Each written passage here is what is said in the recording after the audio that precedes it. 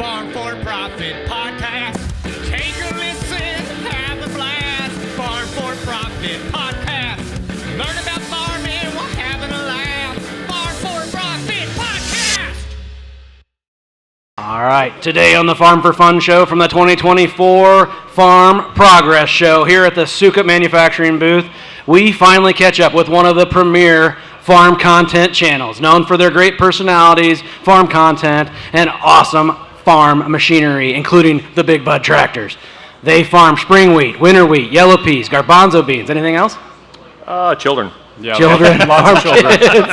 Oh gosh, north central Montana. Please welcome third generation farmer Bob and fourth generation farmers Nick and Scott, aka Leg Arms Welkers. Yeah. Hey. What is up, boys? It's good to be here. Yes. This has been a long time coming. Yeah, the last time we were together, I was spanking the millennial farmer in golf cart or go-kart race. Yep. You know, I beat his butt too. It was pretty easy. That was awesome. I thought he was supposed to be good at racing. I was thoroughly disappointed. See, I don't think he had enough corn that day. The way that I remember it is I thought I was the one doing all the spanking. No, you were too light. You couldn't hold in the corners. You were sliding out. I guess as the story gets older and older, every one of us could have won, right? Yeah. I think I got pictures on my phone somewhere Yeah. that has the, yeah, yep. That's So what have you right. guys been up to? Oh man, sweating. Yeah, Yeah? that's pretty brutal. It was kind of funny when we first got here to the hotel. The lady's like, "So where are you guys from?" And we're like, "Well, from Montana." It's like, "Okay, well, welcome to hell." Yes. If we would have held we feel this last week at this time, it would have been like 70s, Oh. amazing, no rain. You know, it would have been great. So. Yeah, we were working on the combine, getting the bean and the corn head ready, and we didn't hardly break a sweat. Yep. Oh, wow. I don't believe you there. I'm sorry. I'm going to call BS on that one. Yeah. Yeah, we got to the hotel and check in, and she goes, "Yeah, welcome to HE." Yeah. So yeah, it was. What are we in for? But Yeah. hey, no sweat. It's being here. There you go. So what have you guys been doing here at the show? Good question. Well, we are partnered with Case IH, so we've been spending quite a bit of time at their booth. They launched the new AF11, AF10 high capacity combine, so spending some time talking about that. We ran them during harvest, at least the AF11, so that was quite an experience. So being able to share that with everybody, and then just a lot of fans, just meeting everybody, talking to people, telling the story. Yep. It's been awesome. It's been a good time. Yeah, we have a lot of connections too, outside even KSAN, that are Case IH. Just wanting to touch base that we've been meeting for the last 4 to 5 years, and it's always cool just to touch base with the Midwest and the people. Yeah. Very cool. Well, we've been a podcast for 5 years, and I think we've tried to get you on a couple times, and it never works out because we knew we wanted to do it in person. Well, I mean, Right. we've tried to make it happen, but just schedules just never worked out until Yep. today. So. And when you live that far away, it's tough. So we only see each other passing by at farm shows and all that stuff. So I know probably most of our listeners know who you are, but let's go back, start with Bob, and just get a background, who you are, what you do, and why you're here. Okay. Harvesting is the moment of truth, and you need a combine that delivers meat. The John Deere S-Series combines, engineered for the ultimate performance in any crop condition. With cutting-edge technology, unparalleled efficiency, and maximum grain quality, the S-Series ensures that you get the most out of every acre. Elevate your harvest with precision and reliability that only John Deere can offer. Contact your local John Deere dealer or visit Deere.com to learn more. John Deere, run with us. All right, my grandfather came from Oklahoma when they opened up Montana in the early 1900s for homesteading. 340 acres was what they were given. That was huge. Most of you guys are thinking about 160. Well, this was double. And so that encouraged my uncle and grandfather to go up and homestead just outside of Shelby, northern Montana, about 70 miles east of Glacier National Park. And my uncle had enough for 1 year and left, and so my grandfather took care of that 340 or 320, and then his 320, and then in 5 years they own it, and so that was the first generation. He stuck it out. My dad and uncle farmed it, and then it passed on to me. I'm third generation, and I'm just managing the farm. It's growing. We're getting more acres, but I don't see that as acres. I just see it as a heritage. We are a heritage farm in Montana, over 100 years old. And I just see is that this fifth generation that's on the farm right now is going to be using that land, so I'm just a caretaker. it's a privilege to be able to see that I have started another generation, and they can experience the joys that we are experiencing. All right, let's go on down the line. I think we're good, right? Leg arms. Yeah, I guess so. So yeah, basically as the fourth generation, it's always been a part of my life that I wanted to be able to pass the farm on, because I know it went from him to me, and seeing that legacy being passed on, I think we all have this understanding that we're here to just take care of it. And we could be very selfish and try to milk it for whatever we can, but that is not part of what we do. We want to make sure that we can make it thrive and make it succeed. And so we work very hard to try to, in our area, which is a very harsh climate, to give you an idea, it's basically a desert. But the only thing that makes it different from a desert would be the winter months, basically. So we have like really harsh winters, it's really cold. But then there's times it gets kind of warmer, and then we have a lot of wind, but it's very dry. So when we say dry snow, the snow doesn't stick. It blows away. The only thing that really has stayed in our area is rocks, because they don't seem to blow away. So that kind of gives you an idea what it's like.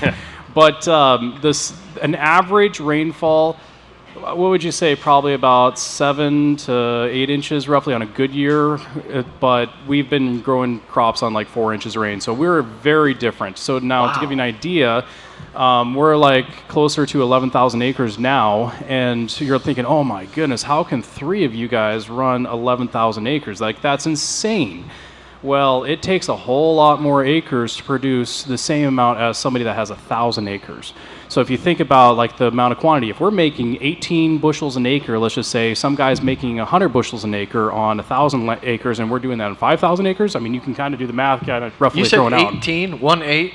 Well, our average is around 30. It's supposed to be 30 for spring wheat, 37 for winter wheat, but the last few years have been brutal. Yeah. And it hasn't just been drought; it's also been hail. So it's just one of the troubles that farming face. We look forward every year for a crop.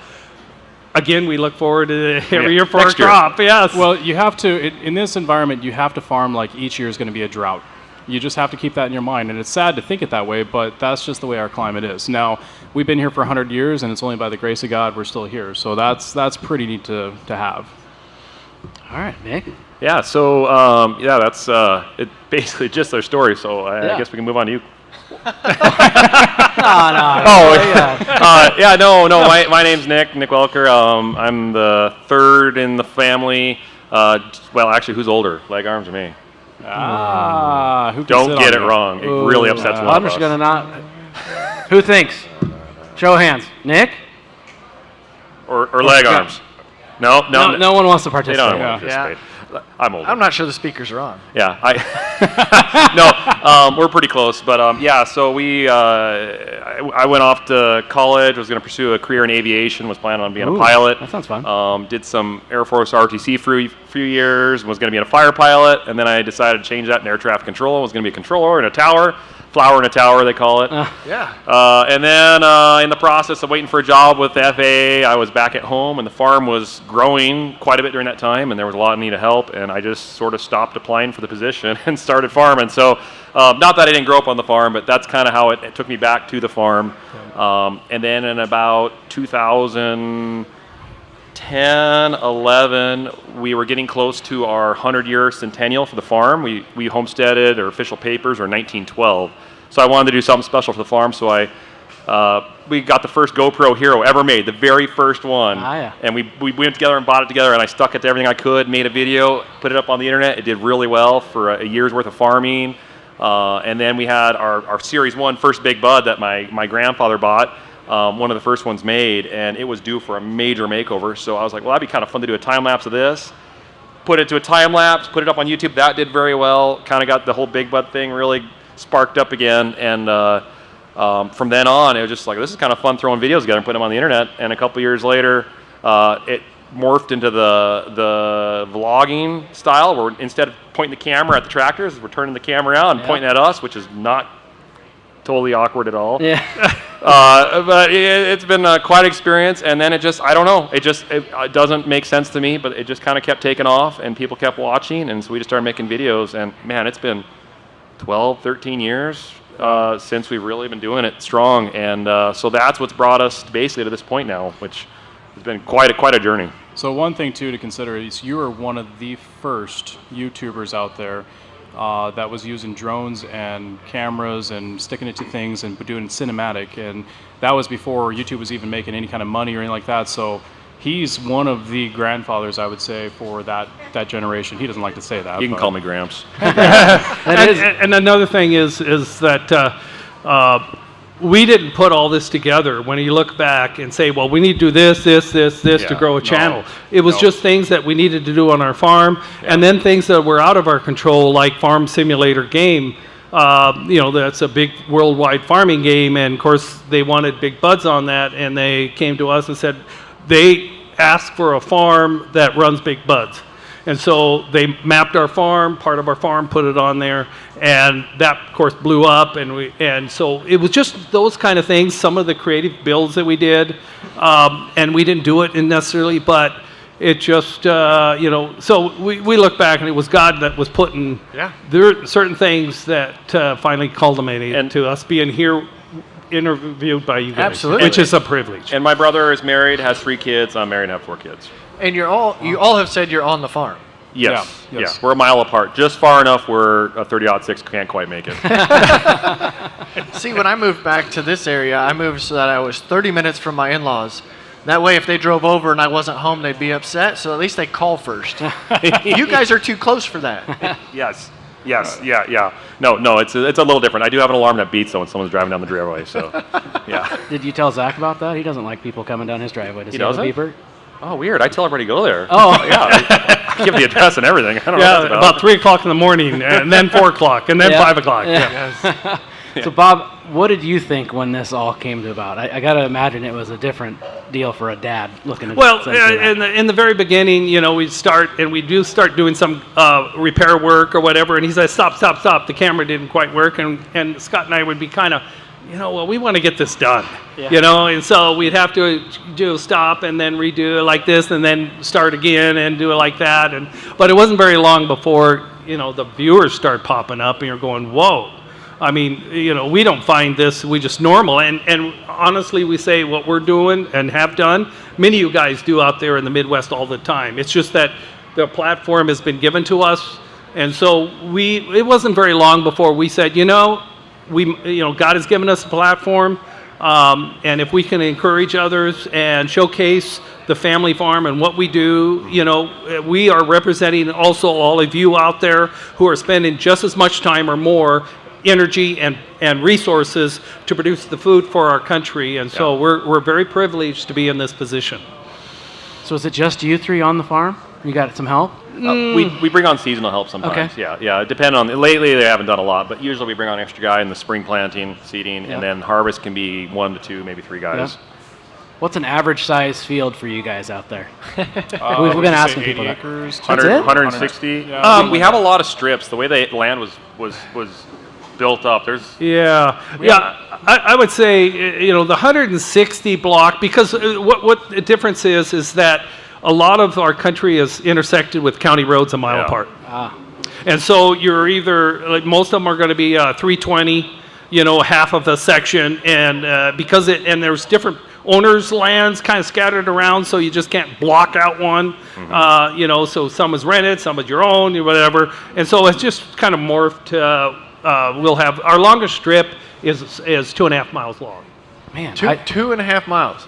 Yeah, and So you better hope you don't pull in the wrong driveway with the truck. Yes, it happens. Yes, that's why they beep you when you get to the headlands. Yeah, the alarm goes off, tells you to grab the steering wheel again. It does. that's crazy. I would have thought it would have been bigger fields. You'd think so. And we do have friends that farm 2,000 acre fields, not far from us. Yeah. But we're just in an area where the county roads, unless we start ripping up some county roads, which I don't know would go over very well. But if we did. One thing we're concerned about too is fire hazard and the wind. So if you happen to get a fire that starts blowing just a little breeze, it'll get out of control, and you have nothing to stop those fields from going to the bitter end. So we try to be careful and take that consideration. The other thing too is we don't want to blow any topsoil. So if you kind of have strips, at least it might catch in some of the stubble, and so there's reasons behind that. But what that does add is then when you're filling out FAA maps or federal crop maps, there's 135 fields. So you end up, doing a little bit of paperwork. I get them mixed up. Have you ever forgot a field? Yeah, usually spraying is when that happens. Yeah, that's it. And they come back later, and you're like, uh-oh. Oh, no. Oh, that's not good. Calling your chem guy. Can we do this?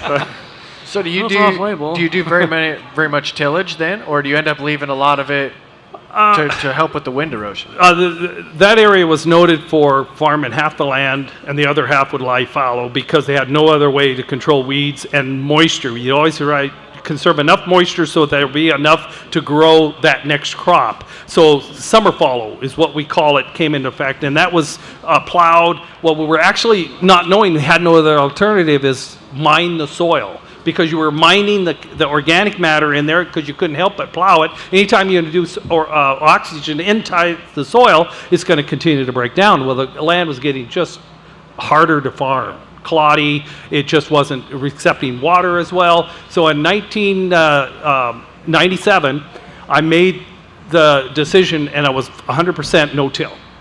And, had to adjust the equipment to start tilling into that kind of a ground, but the equipment had come about then, and so since 1997 we have done very little tillage. Yeah.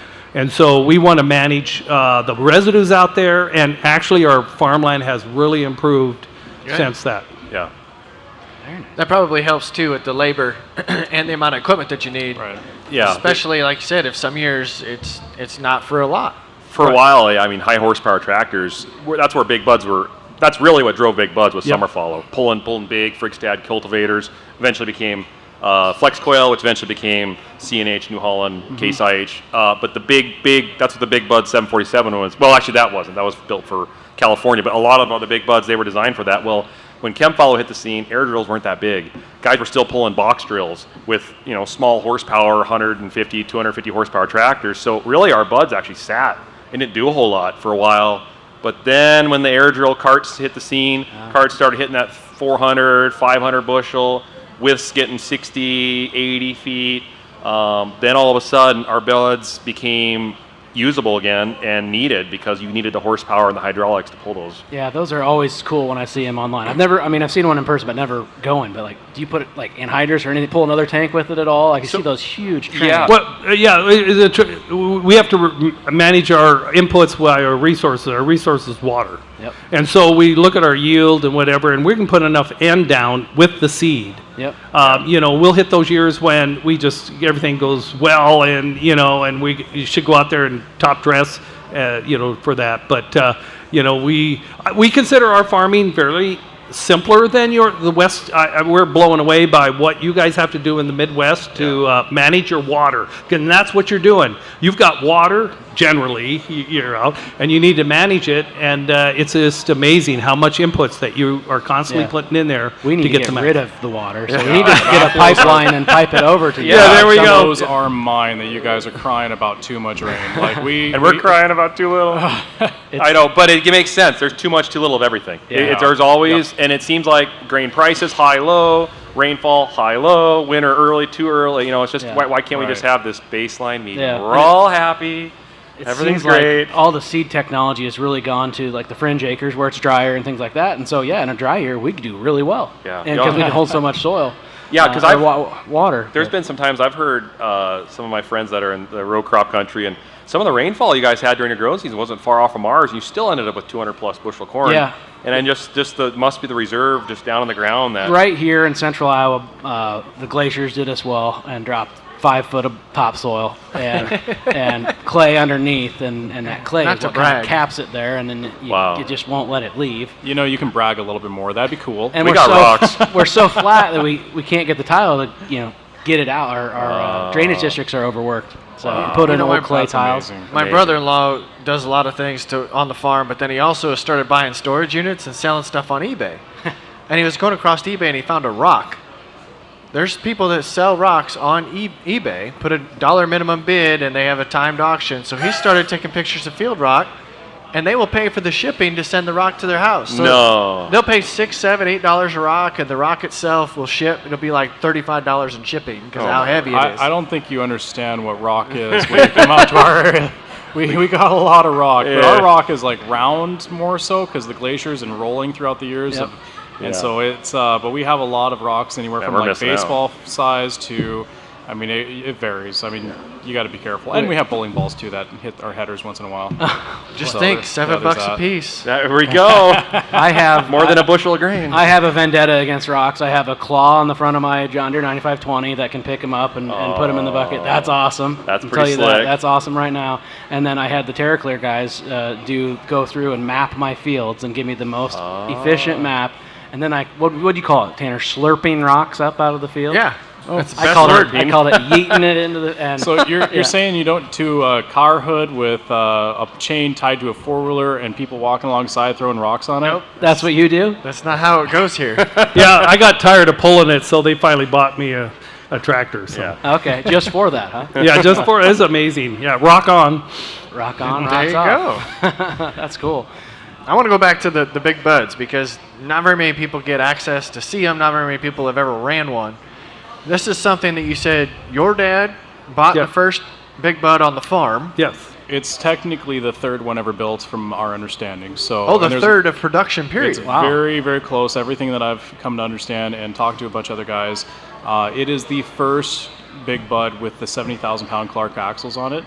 So there's areas that show it's at least that's the story. So Because I'm I gonna was stick to it. surprised when you said the hydraulic capacity is what was needed. I know air drills take a lot of that. I didn't figure an older tractor would have hydraulic capacity. There wasn't, but Yeah. we upgraded. Yeah. Yep. So we and that's the thing that because we have vendors that know those kind of things. But with Scott and Nick, they were able to really formalize in their mind and now get a grip on what we need to do when we bring a tractor in, what gallonage flow, what kind of pumps and stuff. And so it's just been a great learning curve on the farm tech school.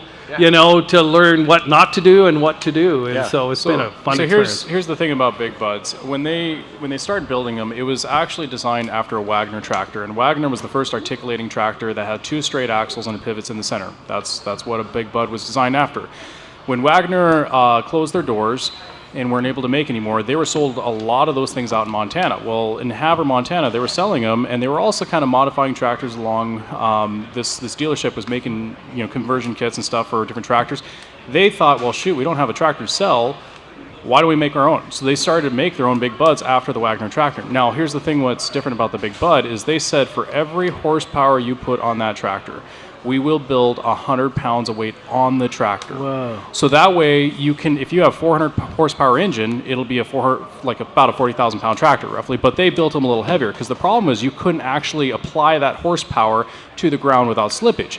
And then you start having this hopping effect. So they actually put more weight on it. And the other thing too is what's components that are easy to use? Well, truck engines and truck transmissions, and they started putting all this together. Well, there's not a tractor today that I'm aware of that the cab tilts back. Now, here's another thing that's thinking about. When they first built the first Series 1 and Series 2, they made a skid with the engine, transmission, and radiator all on that skid. And then with 6 bolts pulling the drive line, a fuel line, a couple other things, you could pull that skid out of the front of the tractor, put it on a trailer, take it to the dealership. They might even have a skid ready to go to slap right back in. So within a few hours, you could actually have a tractor run again. Engine transmission replaced within about 6 hours. So they were thinking so hard or so far ahead. They were thinking, well, how can we make something that can be repowered, something that can be like long-term use for the farmer, pretty much built by the farmer. So HN, if you look at the HN on the side, it says Bud Nelson and Willie Hensler. Those are the two guys that really started the big buds. So you look at that legacy back in the day. Now, Versatile, and you've got Steiger, and you got John Deere, and all these other guys, they had to up their game because all of a sudden you're seeing like 500 horsepower tractors, and plows are getting bigger because of Frigstad.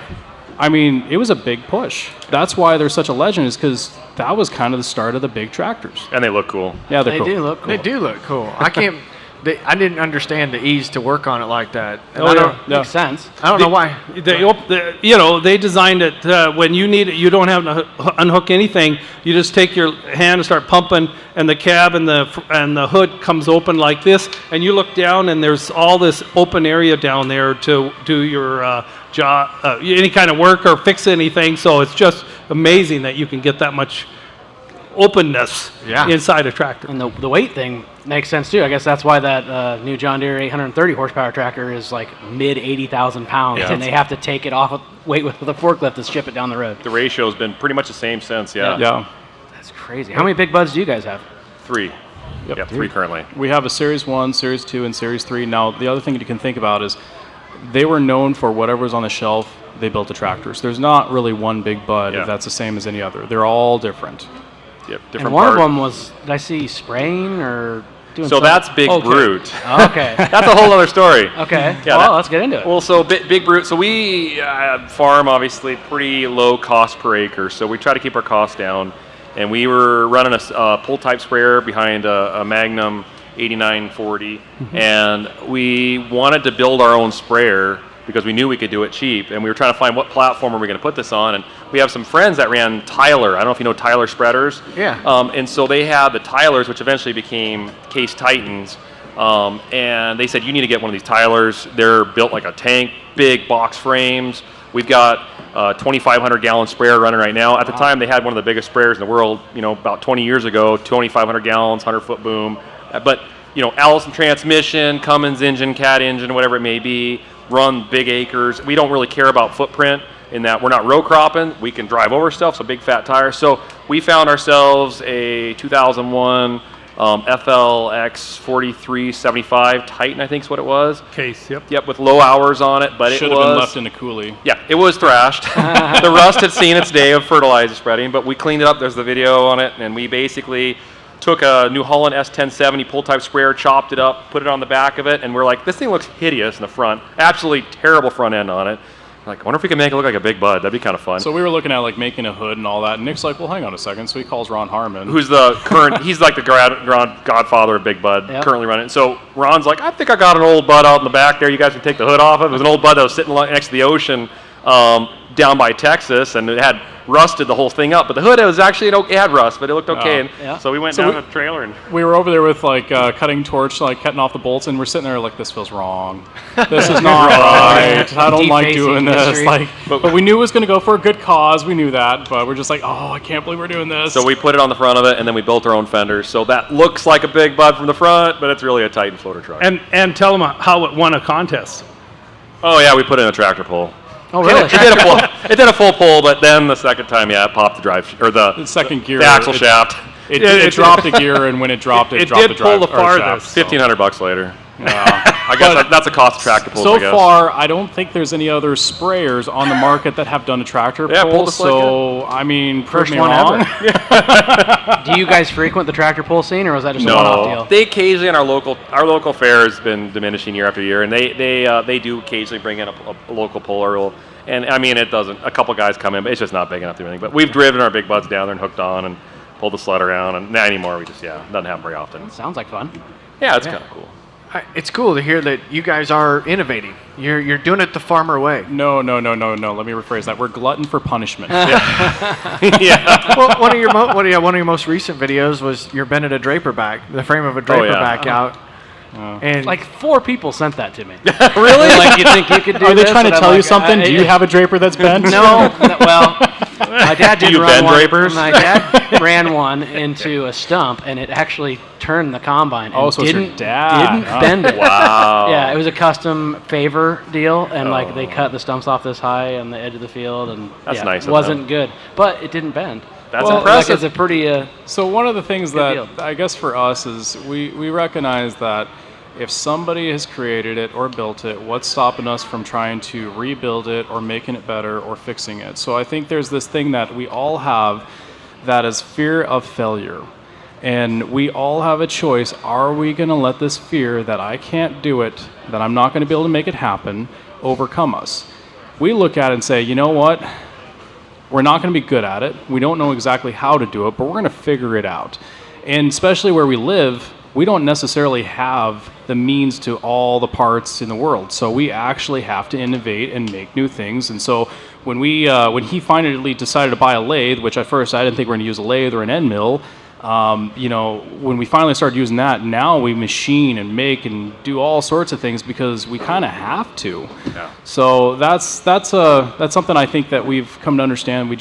we'll just figure it out as we go. And we're known for our shop work, not that we're perfect at it. No. But is. that we bring the stuff in and then really kind of go from the bottom. And the latest one we did was a Peterbilt truck that has kind of an interesting history. But we brought it in, and what was interesting is we got it from eastern Montana from someone who had got it from somewhere else, and we were doing a live show over at the Case IH booth. It was a meet and greet at Case IH. Meet and greet, and there was this guy I was looking at. He was just looking at us all the time, and while in the meet and greet, he came up. He goes, "That was my truck." And he pulls out his phone and shows us pictures of that shows truck. us We're our like, truck. So that was his truck. It was from near here. Yeah, it was from this area. So That's cool. No wonder it smelled like corn. I was wondering what was going on. yeah, at least not pigs, right? Yeah. Well, you might get a little bit of that too. You might get a little bit of that. Yeah, luckily I don't have to do pig chores this week. My brother's on that. Oh, good. So at least it's just BO, not pig Yes. smell. Yeah. Oh. Corey and I owned a truck together, and we were going to try and do what you guys do. It had been wrecked, so we bought it, took the sleeper off of it, going to turn it into a day cab, and we very quickly realized we were in over our heads. Way over our heads. So we sold it for scrap. All right. It had a C15 in it. That was good. That was about the only thing that anyone wanted. yep, so, There you go. Yep.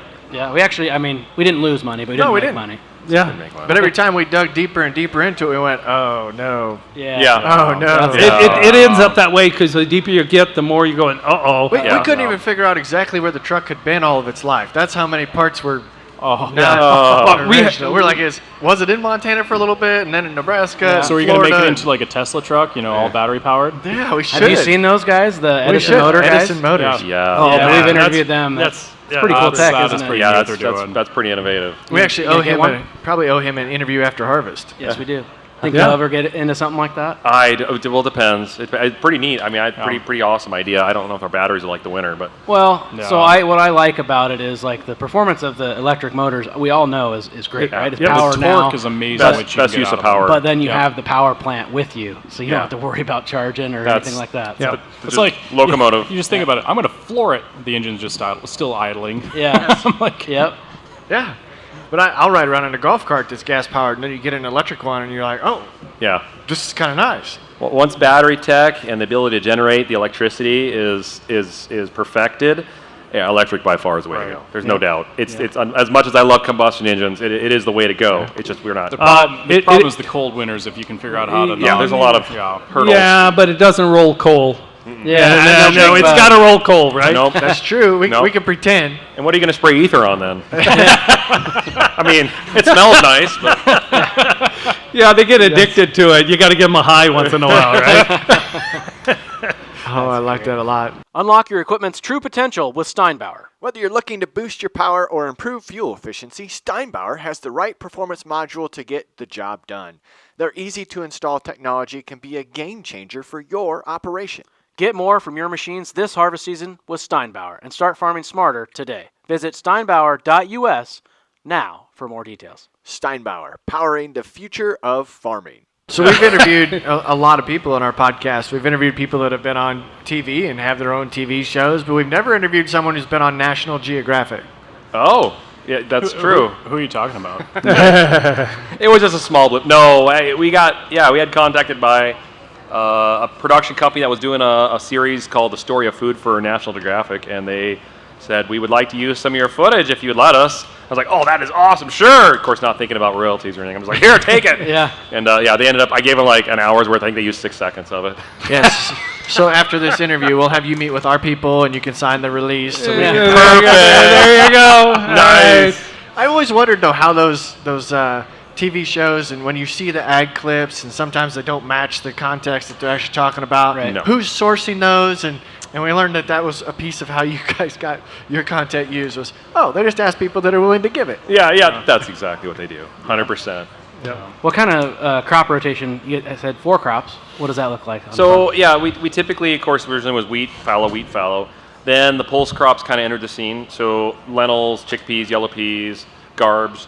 And we've found yellow peas seem to be the best. The market for it is animal food, dog food. Okay. So it either goes towards animal feed because it's high in protein, like 28%. Yeah. Or Asian countries have really been taking it on too because it's been cheap protein for them because they're just desperate to find protein. Yep. But it's a shallow root crop. that we found we can plant after our wheat. And like this year, our peas, which were on wheat stubble, ran 18 bushels an acre. Yeah, which was, you guys doesn't seem much for you, but that was some of our highest yielding crop And for this year. Our wheat probably ran average of 16.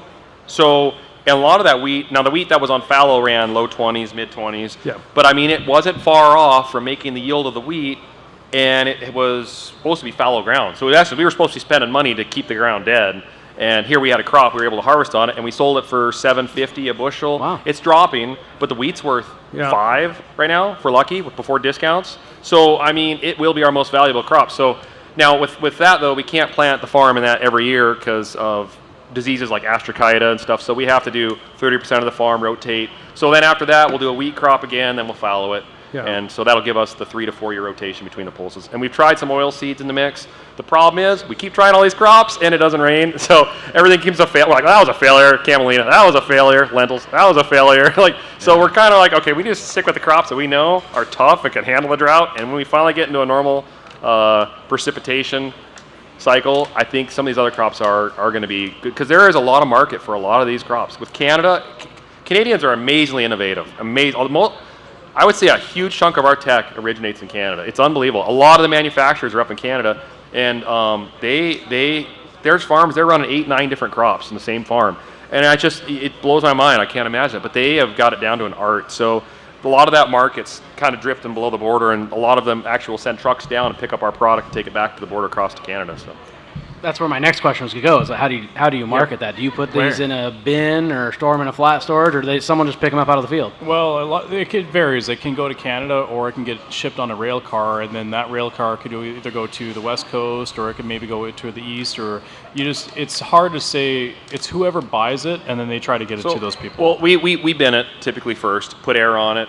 We don't dry anything, but we do sometimes get a little higher moisture, so we put air on it. And then while we have it in the bin, we then start watching the markets and start marketing accordingly. And there's a local SNCS, Harvest States, a couple there that then goes on trains and it goes to the Asian nations. So all our wheat goes across the ocean. Yep. None of it stays hardly here. any of it stays in the United States because it's a high protein wheat, and that's what the buyers want. Right. Well, the other thing too is where we're located at is we have a major train facility that goes through, and it can get on the tracks and just send it straight to the coast. And so it's an easy way of shipping it, and that's the most efficient way of shipping it is by rail cars. So if you think about one rail car can be 3,000 to 4,000 bushels, and you got 100 and some cars. I mean, yeah, that's why they just say, hey, let's just send it over there and put it on a barge. Yeah. So can you load train cars on your farm, or you got to go to an elevator or something? So no, we don't on the farm. We come drive down the elevator. It's a mighty 2.5 mile haul downhill. Oh, that's not bad. Yeah. So yeah, we dump in the elevator, and then the elevator, when they're eventually full, they then fill the cars accordingly. But occasionally there are times where we'll fill direct to a rail car for certain crops. They'll have a conveyor set up. We'll just drive out on, just load right on in. Yep. So I can't fathom what it's like to harvest 19 bushel wheat, 18 bushel wheat. How fast can you drive? It's exhilarating. Tell them what we got on this. So normally when we're harvesting, our top speed's probably 6 miles an hour, and that's just because our header physically can't cut it fast enough. It's starting to lay under the cutter bar, so this year we had the privilege to demo the 9260, Case IH 9260, and a Case IH AF11 with a 50-foot FD250 Macdon head. And the header has 19% longer knives and redesigned guards. And I didn't really think a lot of that, but I pushed it up to 14 miles an hour, and it was still cutting the crop with pretty even stubble behind. And so we averaged about 11 miles an hour with that combine, about 55 to 60 acres per hour, burning less fuel than our other combines per acre. And it was quite remarkable. And I didn't break one guard on the entire header that entire time. And the other headers we have, they're Draper heads, 45 foot, Macdon design, case branded, and we're constantly out there changing guards, changing sections. But that new header flex head tech, I'll tell you, it was like Speedy Gonzalez out there. Just dust cloud, dust rolling out the it combine. Looked like summer following. It's pretty amazing. But I mean, that combine was outcutting our two Class 8 45-foot combines by itself. It Wow. literally over doubled our capacity. Well, we can't during even our- put that combine to the full test with our Yeah. product. There's just, our crops. There's just no way Yeah, to you can't feed get it. enough bushels So, in it. No. but it gave us a whole new perspective of like, wow. You had to go 11 miles an hour to keep the sieves loaded. It has a gauge in there that says, with pressure sensor that says, here's where you need to try to keep the sieves Yeah. loaded properly, and about 10 to 11 mile an hour is where we had to keep it. Give me more. to keep 'Cause it they're loaded. meant to be ran full. Oh yeah, it doesn't like it otherwise. Yeah. Fortunately, I did stop before I hit the Canadian border before I could get it turned around. So is tech like that, getting bigger, is that what's helping you farm that many acres, get over that many acres? Absolutely. There's no way physically. There's absolutely no way. I mean, what was a good day of summer following with a 50 some foot Frickstad? If we spent a long of seed hours in that, you could get somewhere around 300 Yeah, in a day with a 60-foot plow, just constant, a full, long day. And I'm doing 1,500, 1,800 acres in a day with a sprayer. Holy or in harvesting. I mean, it took a day to harvest a field, and now we're harvesting sections, in a day. And so and the grain trucks. Our biggest truck growing up, the grain hopper on that new AF11 is larger than the largest grain truck we had growing up. So the combine itself is bigger than the truck we had. So it's just that level. There is definitely still room to scale for size. I think we're getting towards the limit on some of the. There's only so big you can make a machine. It's got to fit down the road. Right. And so, but air drills, I mean, they're 100 feet. They're getting, yep. There's things coming down the pipeline, 1,300 bushel carts on the back. So yeah, I don't know where it's going That's to go. it? That's tiny anymore. It's tiny. The two of them. Have you ever used one of them other bins? No, have not. No, have not. Those look kind of cool. You realize the mother bin would be basically our whole entire store. Yeah, I was sitting there thinking That about would hold our years farming on it.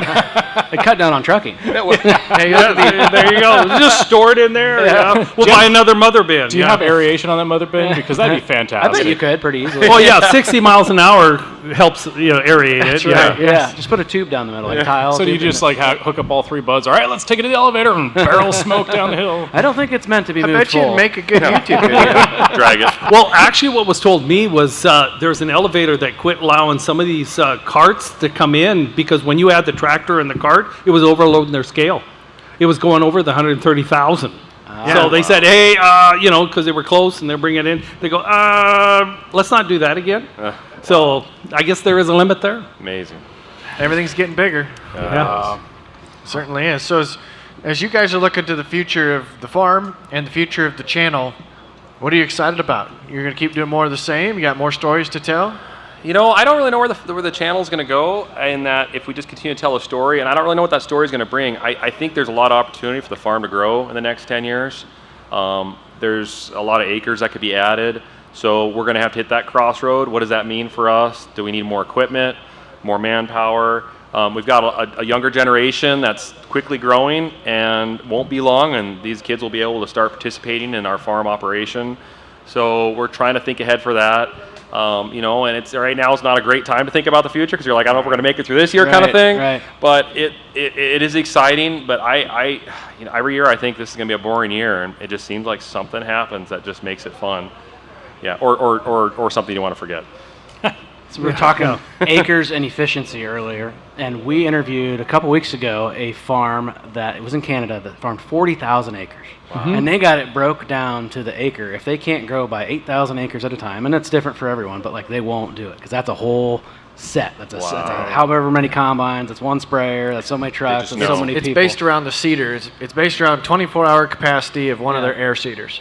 We have a couple farms that are not too far from us they're pushing what would you say, close to 70,000 in some areas. Yeah. They're a big kind of investor farms. Let's put it that way. Yeah, investor. It's a massive. I don't even want to know. I don't even know how you would make that work. To me, that just seems. So you're not going that way. You just want to grow and keep it a family deal. I don't like the idea of mega farms. Not that I'm against it, but for us in particular. But there's a point where you have to grow to stay in business. Yeah, right. And that's where you got to kind of follow. And if there's land that's been next to you for, the entire life of the farm, and it has a chance to come up, and you've got the opportunity, you always look back and why didn't Grandpa buy that piece of land? He had the chance, he had the money. Why didn't he do it? And you don't want to be that person, but you got to be smart about it. So I think, you got to give it a try. And if you see the opportunities, even they might not be very well or great, you still say, you know what, at the end of the day, could I live with myself without trying? I think we all want to be able to, at the end of the day, say, I gave it my best. Yeah. And so I think we'll just see how it goes when we get there, I guess. And the other thing, we're blessed, our ROI is low as far as it's high compared to our input costs. Okay. Right. We have some land payments, but not a lot. Yeah. When we look at what you guys are paying for cash leases and all that, it's huge. It's unbelievable. Our cost of farming per acre is much lower. Yeah. And so we're going to make a profit this year, even with that, because we haven't invested a lot of new color. Yeah. A fresh paint. We've been made to do what we can do, and so we're going to come through this fine. Yeah. And I kind of learned that from my dad and my uncle back then when they had really tough years going through, and I said, those years are going to come, but there's also the other years. Right. Yeah. So one thing, too, to consider is probably one of the reasons why our farm has succeeded is the Big Bud tractor. And the reason why I say that is we have not made payments on new tractors. These things just keep running, and they've paid for themselves. Actually, And I don't think we've ever had a payment on a tractor. No, I've always. we haven't. Yeah. We've never, the only combines. Yeah, we've taken combines out in a 5-year program because it was zero interest back. Remember those days? They had the 5 years zero interest like that. And so kind of a I'll just no-brainer. I'll just go ahead and do that. Not that we just have cash to throw stuff like that, but we buy these bargain deals. Yeah, We bought a $6,000 truck, put an engine out of another truck that was thrashed. Under $20,000, we've got a nice semi to pull stuff around. We didn't have to spend $100K. We find stuff that usually people don't really want or don't really see the need to invest time in it, and then we're able to make it work for our application, so we can afford that. Yeah. So we're trying to be smart about how do we use the money that we have to grow the farm without putting the farm at risk, and that's something why we do a lot more hands-on work. But I think. I think our biggest struggle now and our biggest resource that is getting short is time. Oh, I thought it was just going to be your ambition to keep going.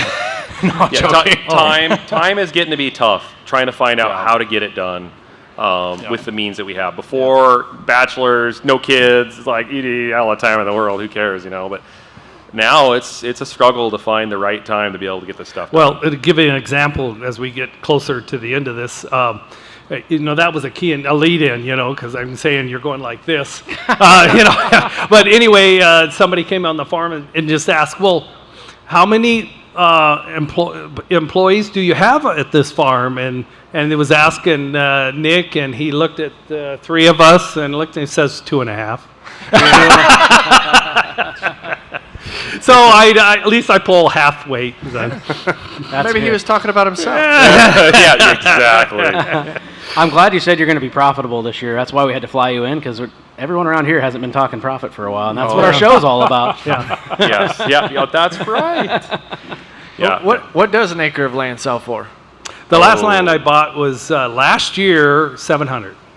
$700. Now it wasn't prime Iowa farmland. No. You have 5 feet of soil. We had 5 inches. Yes.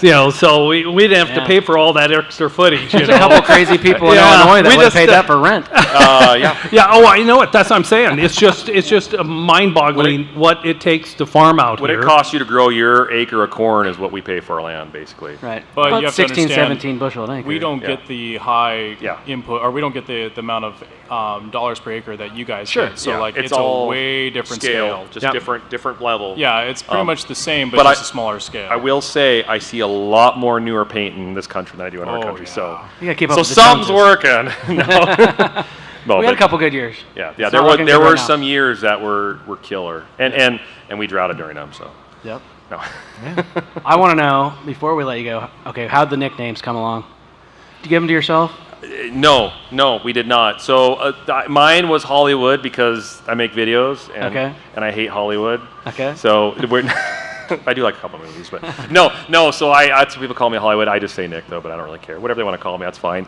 Scott, we were doing a live stream, and some guy in the comments during the live stream kept saying, "Hey, ask that leg arms over there. What's that leg arms doing?" No, he was like, they're like, holy crap, that guy's got big arms. And another person's like, they're basically legs. And then some guy's like, we'll call them leg arms. Yeah, like it was just, and we just then happened he to see started calling me that, and then it Yeah. just stuck, and it's like, I didn't ask for this. Yeah. So now he's got to maintain And it. then my wife is like, well, you need a name for yourself. So she made the shirt, and she does all the graphic design for us. She made the first Welker Farms logo, and I was like, no, I don't need that. And she's like, no, you need it. And it's like, all right, if you say so. So now I'm like selling a brand of my own, which is weird, but anyways, yeah.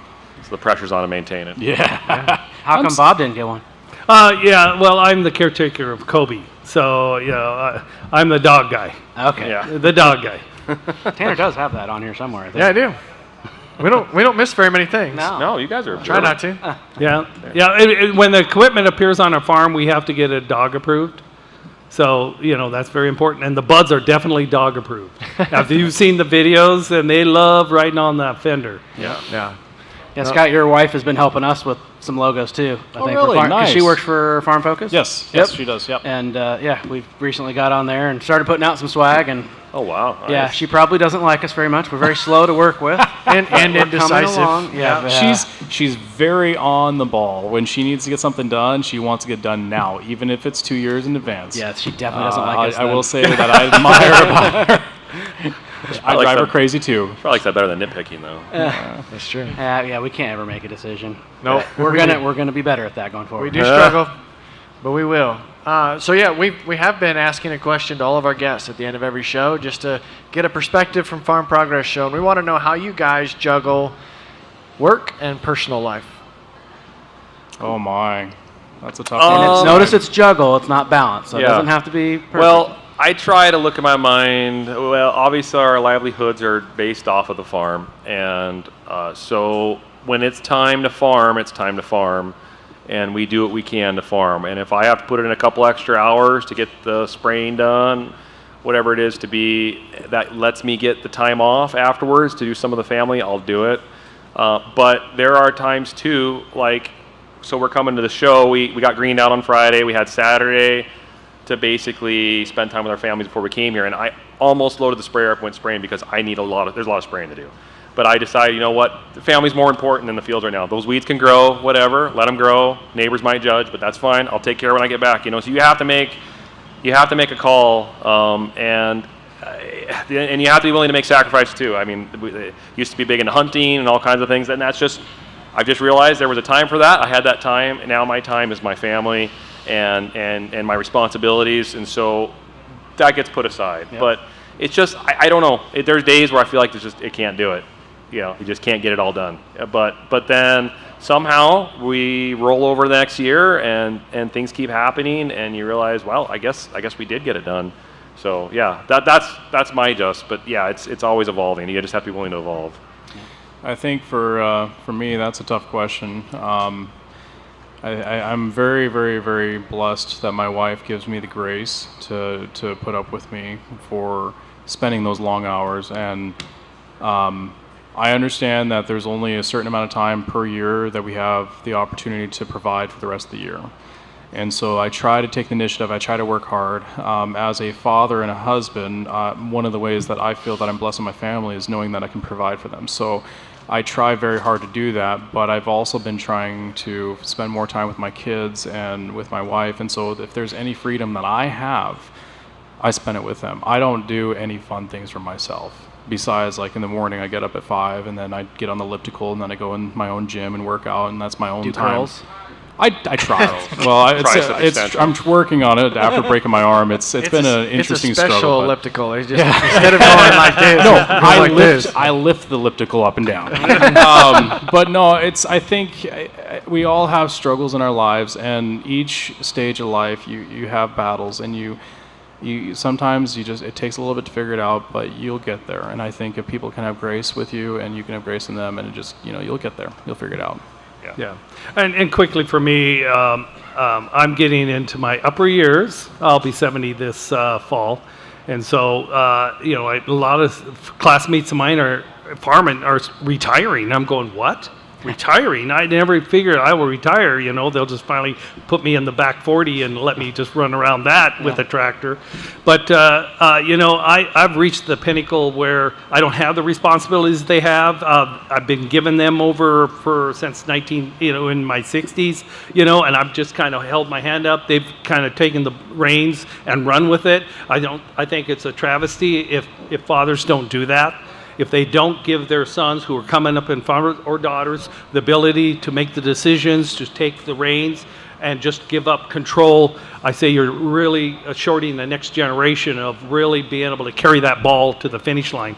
And I just don't have the responsibilities that they do. I have grandkids, but we can turn them back. We can play with them, we can spoil them, mess them up, and then turn them back to their parents. And so I really live in a good life in this way, but I'm not going to change. I still want to be out there. I still want to see them succeed and the next generation take over, so Lord willing. Yeah, I love that. Great answers by all of you. Oh, Yeah, thank I had you. to, I had to Who won? retire. I got to hear who won. They were all different. I mean, it's you're the best place. for I got a political soft spot answer. for Pick Nick's. a favorite. I got a Come soft spot for on. Nick's because I had a similar. Corey. I loved hunting as well, and I had to physically tell my friends like I am retired from hunting. Like they wanted to go duck hunting all the time, and now the only hunting I will do, I will have my bow with me during harvest, and if we get rained out, and I don't have anything else to do, and the kids are in school, Go I chase could a actually whitetail. go sit in a tree stand. I don't need anyone else to help me, and. I haven't been shooting, so I will miss. But Yeah, it's more of a therapeutic thing. yeah. Absolutely. Guys, this has been a pleasure.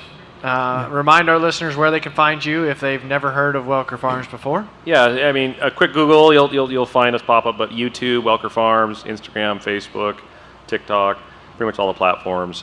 Just type in Welker, and usually Welker Farms pops up. Usually posting once or twice a week on YouTube, and then the other platforms try to do it daily or throughout the week. So yeah, So quick jab. You were on YouTube before Zach, right? yeah. Well, yes, I was. But Absolutely yet was. somehow you've let him double you in followers. Yeah, I know. Yeah, well, He's very But there's three of you. compassionate. there is three of us. I know. Yeah, Zach's just he's one of those that you just can't underestimate. Yeah. But no, Except when you're running go-karts. I was going to say, unless it's on a racetrack. Yeah, then it's I can easy. beat him on the racetrack. That's right. All right, guys, thank you so much. We appreciate you sweating it out with us here on the Souk Up stage. And I can't wait to do it again next time. Absolutely. Yeah. Thank you. Crack cold one, you deserve it. I'm going to get a water. All right. Appreciate it.